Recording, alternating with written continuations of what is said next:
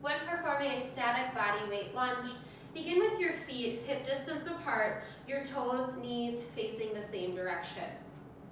Then, you will assume a split stance.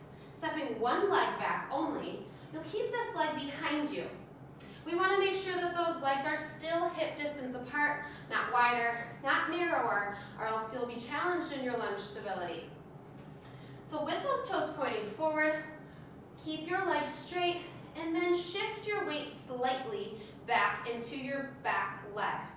Then, bend your back knee with a focus on the back knee on the way down, and a focus on pushing from the front leg on the way up. Again, back leg bending is the focus on the way down, and then a push from the front knee on the way up. When it comes to depth in your lunge, you can take it down as far as you feel like you are confident. My suggestion is to try and achieve about 2 to 3 inches above the ground before you push yourself back up.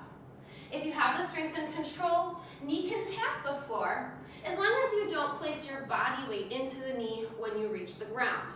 We want to make sure that the work stays in the legs instead of using that floor as a support for your knee when you reach the bottom of your range of motion. A mistake that I often see is too narrow of a stance. If you have a narrow split stance, your lunge will look more like this. Your knee bending in front of your hip, and often that is accompanied by a leaning at the waist.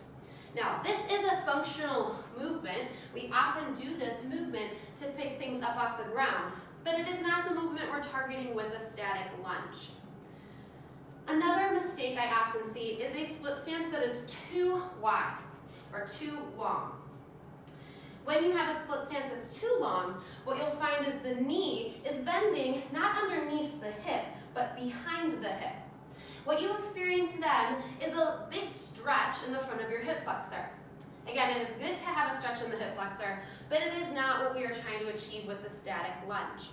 By making sure that your knee bends right beneath your hips, you are maximally activating your quad for this exercise, and then you're using your quad on your front leg to push you back up.